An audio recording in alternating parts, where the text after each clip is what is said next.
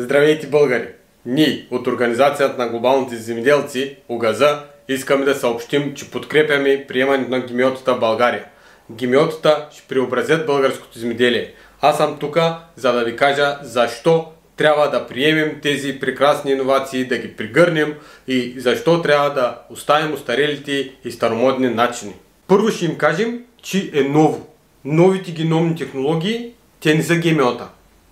Те са просто начин за подобряване на естествените качества на растенията без чужди гени. Безопасно е, ефективно и екологично. За мен парите са на последно място. Освен това е много дискретно. Толкова е дискретно, че даже няма да ги пише на етикета. А пък то като не знаеш, че е ГМО, що да не го идеш? Те и без това повечето хора не искат да знаят какво точно ядат. Всичко като е скрито, всички са доволни. Както казва Барчеда, тяхното невежество е нашето блаженство. Второ, ГМО-тата са добри за икономиката, защото ще ни позволят да произвеждаме повече с по-малко.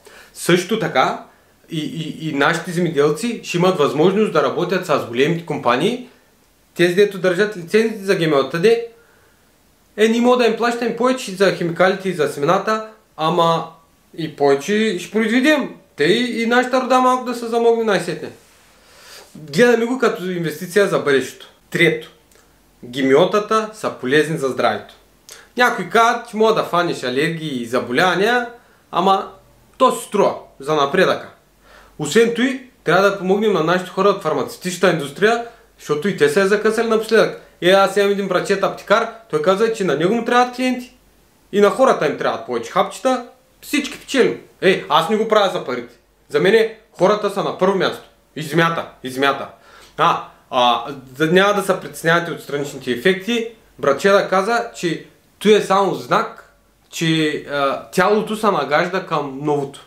Четвърто, ГМО-тата ще извисят българската култура. Ще нам направят по-модерни и изискани. Старите, местни сортови растения вече не са на мода. Трябват ни по-добри и по-нови, дето да отговарят на новия ни начин на живот. Нали сме европейци? Кой иска да яде някаква скучна едновремешна храна, като може да грабне едно цветно, ароматно ГМО и винаги се изненадваш. Дали ще е домат с вкус на банан или картоф, дет цвет на тъмно. Безкрайни са възможности. Не печалбите. Пето и най-важно. ГМО-тата са полезни за децата. Те са нашето бъдеще и заслужават най-хубавото. ГМО-тата ще ги направят по-силни, по-умни, ще ги направят по-креативни, с приключенски дух. Те, децата, ще експериментират с ГМО-тата и ще откриват нови неща. Също така ще се научат да ценят разнообразието и толерантността. Те няма да съдят хората по външния им вид. Няма да имат нищо против, че приятелите им са малко мутирали, кой с рога, кой с опашка, кой с крила. Те ще ги приемат такива каквито са. Имам един братчет, той е пластичен хирург, аз съм сигурен, че той няма да има нищо против. Тъй, че, драги сънародници, призовавам да се присъедините към нас, ОГАЗа, в подкрепа на ГМО-тата. ГМО-тата са най-хубавото нещо, което ни се е случвало. Те са дар от нашите корпоративни богове. А пък и да знаете нещо, те даже не са платили чак толкова много на правителството, че да ги приемат ГМО-тата.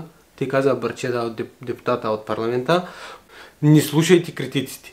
Те просто завиждат и не знаят какво изпускат. ГМО-тата са правилния път. Повярвайте ми и няма да съжалявате. Аз със сигурност.